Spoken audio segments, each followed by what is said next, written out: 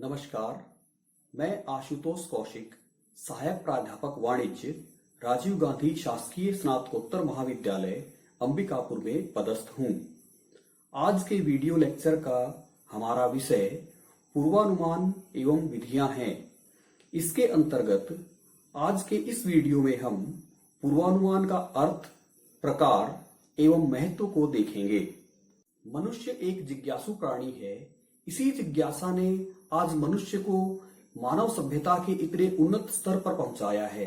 वह प्रत्येक बात को जानना चाहता है और जब बात भविष्य की हो तो वह उसके लिए और भी ज्यादा जिज्ञासु हो जाता है। भविष्य को जानने के लिए मनुष्य हमेशा आतुर रहता है। हम जानना चाहते हैं कि विभिन्न परिस्थितियों में भविष्य में क्या होने वाला है। भविष्य का वर्तमान में ही अनुमान लगा लेना पूर्वानुमान कहा जाता है। पूर्वानुमान का व्यावसायिक जगत में बहुत अधिक महत्व है। हमें अपने व्यवसाय के लिए बहुत सारे पूर्वानुमान लगाने पड़ते हैं। ये पूर्वानुमान सामान्य बुद्धि के आधार पर भी लगाए जाते हैं, किंतु ज्यादा अच्छे, सटीक एवं भावी परिस्थितियों को ध्यान में रखते हुए लगाए गए महत्वपूर्ण पूर्वानुमान पूर्व अनुभव, पुरानी परिस्थितियां और भविष्य में होने वाला परिस्थितियों में परिवर्तन, इन सभी के आधार पर विभिन्न गणनाओं के आधार पर लगाए जाते हैं। ऐसे पूर्वानुमान भविष्य की प्रत्येक परिस्थिति का सामना करने के लिए हमें संबल प्रदान करते हैं। आइए पूर्वानुमान की कुछ परिभाषाएं देखते हैं। सबसे पहली परिभाषा हमारे सामने है। लुईस एवं फॉक्स के अनुसार जो ज्ञान एक समय हमारे पास है उसका प्रयोग करके यह अनुमान लगाना कि भविष्य के किसी समय क्या गुजरेगा पूर्वानुमान होता है। अर्थात हमारे पास वर्तमान में जो ज्ञान है या हमारे जो पुराने अनुभव हैं उनके आधार पर यह अनुमान लगाना कि भावी परिस्थितियों में क्या होगा, यही पूर्वानुमान कहा जाता है। चलिए दूसरी परिभाषा देखते हैं। लियो बर्न्स के अनुसार पूर्वानुमान का उद्देश्य समस्त उपलब्ध समंकों के आधार पर आर्थिक क्रियाओं के संभावित व्यवहार का यथासंभव शुद्धता से पता लगाना तथा उन संभाविताओं के आधार पर नीतियों का निर्धारण करना होता है। इसका अर्थ है कि हमारे पास वर्तमान में जो समंक उपलब्ध हैं, अर्थात पूर्व में परिस्थितियां जो घटित हो चुकी हैं, उनके आधार पर उनके आंकड़े इकट्ठे करके, उनकी आर्थिक जानकारियों को एकत्र करके और उनकी शुद्धता से विभिन्न सांख्यिकीय नियमों एवं उपकरणों से गणना करके संभावनाओं का पता लगाना और उन संभावनाओं के आधार पर भावी नीतियों को तैयार करना पूर्वानुमान कहलाता है। हमारे सामने तीसरी परिभाषा नेटर तथा वासरमैन के है। इनके अनुसार व्यावसायिक पूर्वानुमान किसी काल श्रेणी के भूत तथा वर्तमान घटनाओं की गति से उस सांख्यिकीय विश्लेषण को कहते हैं जिससे उस श्रेणी के भविष्य की प्रवृत्ति जानी जा सके। अर्थात हम व्यावसायिक पूर्वानुमान या व्यवसाय के लिए जो पूर्वानुमान लगाते हैं वह किसी काल श्रेणी के रूप में होता है। काल श्रेणी से अर्थ है कि किसी समय अवधि के आंकड़ों को एकत्र किया गया हो। काल श्रेणी के भूतकालिक और वर्तमानकालिक घटनाओं के आंकड़ों को एकत्र करके उनको एक व्यवस्थित क्रम में जमा कर और उनका सांख्यिकीय उपकरणों से विश्लेषण करके इसका एक अनुमान लगाया जाता है और इसके आधार पर भविष्य में उन घटनाओं की पुनरावृत्ति का हम संभावना ज्ञात करते हैं। इसे ही हम पूर्वानुमान कहते हैं। इस तरह से पूर्वानुमान भूतकालिक घटनाओं, वर्तमान के आधार पर हम भविष्य की संभावना का अनुमान लगाते हैं। इसे ही हम पूर्वानुमान कहते हैं। इसके लिए हम विभिन्न सांख्यिकीय उपकरणों का उपयोग करते हैं। आइए अब हम पूर्वानुमान के प्रकारों को देखते हैं। पूर्वानुमान के प्रकारों को हम 3 भागों में बांटते हैं। पहला, समय विस्तार के आधार पर, दूसरा सरल और जटिल तकनीक के आधार पर एवं तीसरा विषय सामग्री के आधार पर। हमारा पहला भाग समय विस्तार के आधार पर है। समय के आधार पर हम पूर्वानुमानों को दो भागों में बांट सकते हैं। पहला अल्पकालीन पूर्वानुमान एवं दूसरा दीर्घकालीन पूर्वानुमान। अल्पकालीन पूर्वानुमान वो पूर्वानुमान होते हैं जो एक छोटी सी अवधि के लिए लगाए जाते हैं।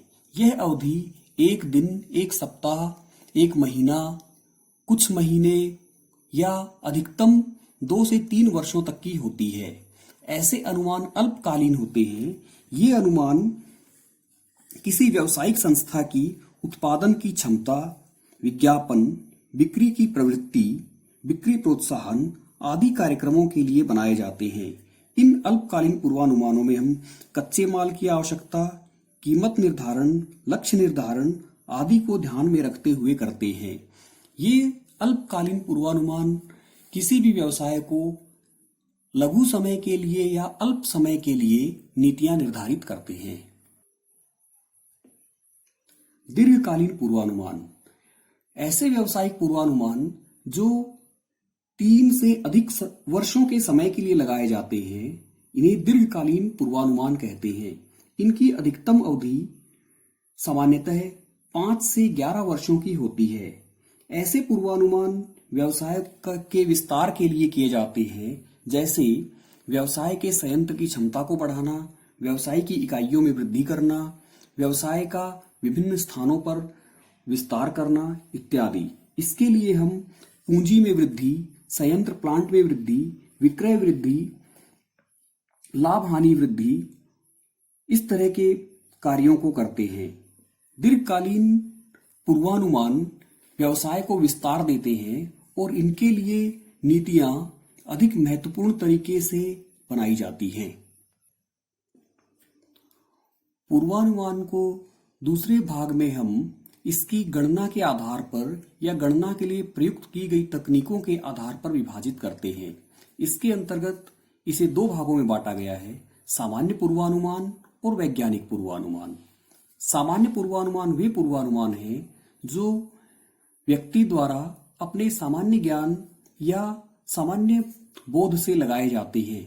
इसमें सांख्यिकी या वैज्ञानिक विधियों का प्रयोग नहीं किया जाता है। ऐसे पूर्वानुमान अधिक विश्वास योग्य नहीं होते हैं। दूसरा भाग है इसका वैज्ञानिक पूर्वानुमान। वैज्ञानिक पूर्वानुमान ऐसे पूर्वानुमान हैं जिन्हें भूतकाल में प्राप्त आंकड़ों, वर्तमान परिस्थितियों एवं भावी परिस्थितियों का आकलन करते हुए, भावी संभावनाओं को देखते हुए अनुमान लगाया जाता है। ऐसे पूर्वानुमान विगत समय के आंकड़ों को एकत्र करते हुए उन पर विभिन्न सांख्यिकीय या वैज्ञानिक रीतियां प्रयोग करके लगाए जाते हैं। पूर्वानुमान का तीसरा प्रकार विषय सामग्री के आधार पर है। हमें किस संबंध में पूर्वानुमान लगाने हैं, उनके विषय से संबंधित आधार पर हम इसे विषय सामग्री के आधार पर पूर्वानुमान कहते हैं। जैसे व्यावसायिक पूर्वानुमान किसी व्यवसाय के लिए लगाए जाते हैं। जनांकीय पूर्वानुमान किसी देश या विश्व क्षेत्र की जनसंख्या, जन्म मृत्यु दर इत्यादि के लिए लगाए जाते हैं। मौसम के लिए मौसम के पूर्वानुमान होते हैं। अन्य इसी तरह के बहुत सारे पूर्वानुमान हैं जो हम सामान्य जीवन में लगाते हैं और हमें भावी आवश्यकताओं के लिए ये आवश्यक होते हैं ताकि हम उन भावी आवश्यकताओं या परिस्थितियों का सामना अच्छे तरीके से कर सकें। पूर्वानुमान का महत्व। पूर्वानुमान मानव जीवन के प्रत्येक क्षेत्र में महत्वपूर्ण है। पूर्वानुमान के आधार पर ही हम अपने जीवन में प्रत्येक अगला कदम बढ़ाते हैं। यहाँ पर हम पूर्वानुमान का महत्व व्यावसायिक उद्देश्य से देखते हैं। सबसे पहला बिंदु हमारे सामने है व्यवसाय के लिए उपयोगिता। व्यवसाय की प्रत्येक परिस्थिति या प्रत्येक क्षेत्र पूर्वानुमान पर ही आधारित होता है। किसी क्षेत्र में हम कौन सा व्यवसाय करेंगे, इसके लिए हम पहले से ही अनुमान लगाते हैं कि उस क्षेत्र में किस तरह का कच्चा माल उपलब्ध है, किस प्रकार के ग्राहक उपलब्ध हैं, किस तरह के हमको संसाधन मिल पाएंगे, हमारे पास पूंजी कितनी उपलब्ध होगी। इस तरह के अनुमान लगाकर हम व्यवसाय प्रारंभ करते हैं। एक व्यवसाय के लिए जितने भी पूर्वानुमान लगाए जाते हैं, ये सारे के सारे व्यावसायिक पूर्वानुमान कहे जाते हैं और इनका व्यवसाय में महत्व अत्यधिक है। एक व्यवसाय की क्रय शक्ति, कच्चे माल व उत्पादन के साधनों की भावी मांग व पूर्ति, उत्पादन की मात्रा, आयात निर्यात इत्यादि सभी चीजों के अनुमान व्यवसाय हेतु उपयोगी होते हैं। दूसरा बिंदु है व्यापार चक्रों के नियंत्रण में सहायक। व्यापार चक्रों से आशय है कि अल्पकाल या दीर्घकाल में कुछ परिस्थितियां पुनरावृत्त होती हैं। ऐसी परिस्थितियों का अनुमान लगाकर इनके लिए पहले से ही तैयारी करके व्यवसाय को आगे बढ़ाना या व्यवसाय को एक आर्थिक सहारा देना व्यापार चक्र कहा जाता है। व्यापार चक्रों में जैसे आर्थिक मंदी, संसाधनों की कमी, श्रमिकों की न्यूनता इत्यादि परिस्थितियां होती हैं। कई बार व्यापार चक्रों में उतार चढ़ाव की स्थिति आती है, जिसके लिए हमें पूर्वानुमान लगाकर ही इन व्यापार चक्रों के प्रभाव का आकलन कर उनके लिए पूर्व तैयारी करनी आवश्यक होती है। समाज के प्रत्येक वर्ग की अपनी अपनी आवश्यकताएं होती हैं। उन आवश्यकताओं की पूर्ति के लिए उनके संसाधन भी सीमित होते हैं और प्रत्येक वर्ग के साधन अलग अलग होते हैं। उन सीमित संसाधनों में अपनी आवश्यकताओं को संतुष्ट करने हेतु समाज के सभी वर्गों को अपने संसाधनों का अनुमान लगाकर उनका सर्वोत्तम उपयोग करना आवश्यक है। इसके लिए प्रत्येक वर्ग विभिन्न प्रकार के अनुमान लगाता है और इन अनुमानों के को ही हम पूर्वानुमान कहते हैं। ये अत्यधिक महत्वपूर्ण है। सरकार के लिए उपयोगी। सरकार विभिन्न प्रकार के अनुमान लगाती है। सरकार को अपनी नीतियों के निर्धारण के लिए जनसंख्या वृद्धि, राष्ट्रीय आय, आय के साधन, कर, विभिन्न प्रकार की आवश्यकताएं, विकास, आधारभूत संरचना, ये सभी महत्वपूर्ण बिंदु हैं जिनकी सरकार को आवश्यकता होती है। इनके आंकड़े जब सरकार के पास उपलब्ध होते हैं तो उन आंकड़ों से ही सरकार भावी नीतियां निर्माण करती है। इसके लिए सरकार को पूर्वानुमान लगाना होता है। इस प्रकार पूर्वानुमान मानव जीवन के प्रत्येक क्षेत्र में अपना महत्व रखता है।